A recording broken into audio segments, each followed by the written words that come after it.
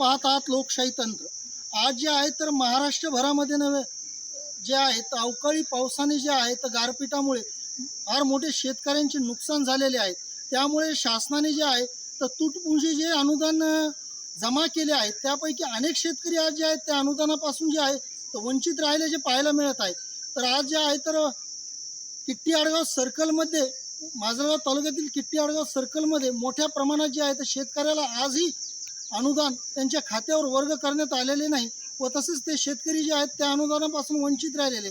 यासाठी आहे तर किट्टी आडगाव शिवसेनेचे तालुका प्रमुख नारायणजी तो यांच्याशी आपण चर्चा करणार आहोत आणि बोलणार आहोत. पाहूया त्यांचं काय म्हणणं आहे या विषयावर.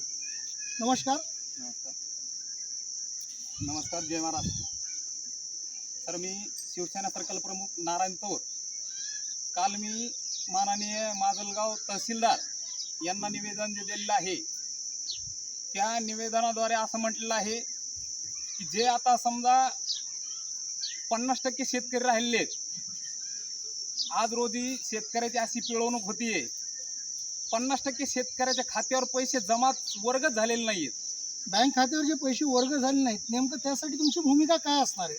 त्यासाठी माझी भूमिका आहे, जर समजा 8 दिवसाच्या आत जर नाही वर्ग झाले तर मला किमान आता तरी वाटतं की 5-50 शेतकरी घेऊन तहसील समोर एक आंदोलन किंवा आमरण उपोषण करण्याची वेळ आणू नये अशी मी हात जोडून आग्रहाची व नम्रतेची सरकारला विनंती हात जोडून करतोय.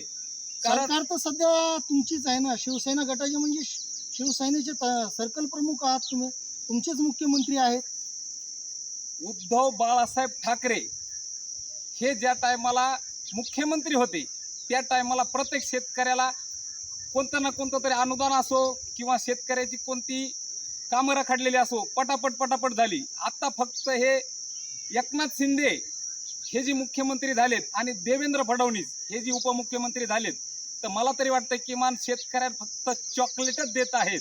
त्यामुळे मी या माध्यमातून हात जोडून एक विनंती करतोय, आज रोजी शेतकरी खूप पिळवला जातोय. 50% शेतकऱ्याच्या खात्यावर अनुदान नाहीये, ते त्वरित टाकण्यात यावं अशी मी आपणाला या चॅनलच्या माध्यमातून विनंती करतोय. आज जे आहे तर तुम्ही नेमकं जे सरकारला जी विनंती करताय आणि जे निवेदन दिलं आणि याकडे जे आहे तर दखल न घेतल्यास आंदोलन किंवा उपोषण करणार लोकशाही मार्गाने करणार आहेत का मनमानी पद्धतीने करणार आहेत? लोकशाही मार्गाने, कारण की आपल्या देशात लोकशाही चालते.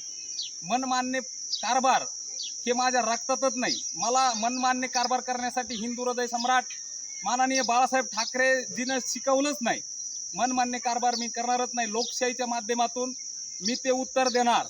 म्हणजे तुम्हाला असं म्हणायचं की एकनाथ शिंदे जे आहेत तर मनमानी कारभार करता असं म्हणायचं काय? 100% मनमानी कारभार जर नसेल तर मला सांगा, आज रोजी 50% शेतकऱ्याच्या खात्यावर जे पैसे येणारे होते हे रोखले का गेले? 50% हे शेतकऱ्याचे अनुदान हे का मिळत नाही? एकनाथ शिंदे तर म्हणतात की आम्ही शेतकऱ्याचे कैवारी आहेत आणि तुम्ही म्हणतात की एकनाथ शिंदे वैरी आहेत. असे कसे कैवारी? जे कैवारी ते गुजरात, गुवाहाटी, सुरतला जाऊ शकतात का? जे कैवारी आहेत ते इमानात बसून फोन लावू शकतात का? जे कैवारी आहेत शेतकऱ्याचे ते असे शेतात नांगूर धरताना किंवा हे करताना कॅमेरा घेऊन जाऊ शकतात का? त्यामुळे आपणच विचार करावा व महाराष्ट्रानं विचार करावा की शेतकऱ्याचे कैवारी नेमके कोण? अहो, ज्या टायमात कोरोनाची परिस्थिती होती त्या टायमात अख्खा महाराष्ट्र सांभाळण्याचं काम उद्धव बाळासाहेब ठाकरे ह्या माजी मुख्यमंत्री साहेबांना केलं. ते जर काम मला वाटतं कमीत कमी ह्या काळात जर शिंदे साहेबांचे असतं तर अर्धा महाराष्ट्र खांद्यावर गेला असता. हे प्रत्येक सामान्य शिवसैनिक बोलतोय आणि प्रत्येक सामान्य नागरिक महाराष्ट्रातला बोलतोय, प्रत्येक शेतकरी बोलतोय. आज जे आहे तर तुम्ही म्हणतात की कैवारी नाहीत, म्हणजे तुम्हाला असं म्हणायचं की एकनाथ शिंदे जे आहेत मुख्यमंत्री जे शेतकऱ्याचे पक्के वैरी असंच म्हणायचं काय तुम्हाला? धोरण तर सध्याचं तेच दिसतंय. कारण तुम्हाला सांगतो, आता काय माझी एवढी पात्रता नाही की मी त्यांच्यावर टीका करू शकतो, पण मला जे दिसतंय ते मी सांगतो की धोरण किमान तेच दिसतंय. कारण की यांना ज्या टायमाला महाराष्ट्रातून एसट्या न्यायच्या त्या टायमाला 10,000 कोटी मिळतात. यांना ज्या टायमाला एखादी सभा घ्यायची त्या टायमाला महाराष्ट्राच्या बँकेतून 20,000 कोटी काढू शकतात. पण महाराष्ट्रातल्या आजच्या 50% अनुदान राहिलेल्या वंचित राहिलेल्या शेतकऱ्याच्या खात्यावर वर्ग का केले जात नाहीत याचा मला प्रश्न विचारायचा आहे. नेमकं हे वर्ग म्हणजे करण्याचे राहिले असतील, शेतकऱ्यांचे अनुदान त्यांच्या खात्यावर वर्ग केली जातील, येतील. असं वाटत नाही का तुम्हाला? किती दिवस? याला काही मर्यादा असतात.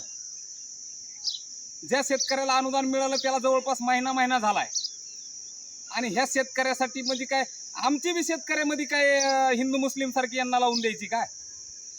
आम्ही जे सर्वसामान्य शिवसैनिक म्हणून काम करतो, आता आमच्या पाठीमागे राहणारं मतदार आम्हालाच विचारतं की बाबा 12 लोकांची यादी आली, 24 लोकांची का आली नाही? याचं म्हणजे उत्तर तुम्हाला असं म्हणायचं की जे शिंदे सरकार आहे ते जातीवादी आहे असं म्हणताय काय तुम्ही? जातीवादी नाही म्हणावं तर हिंदू मुस्लिमचा आजच का विरोध होतोय? बरं, जातीवादी आहे म्हणावं तर हे शेतकऱ्यासाठी किमान अर्ध्याच लोकांना फक्त पैसे देतात. ह्यो जी घोळे, तर ह्यो तरी किमान मला वाटतंय मुख्यमंत्री आणि उपमुख्यमंत्री यांनी लक्षात घ्यावा.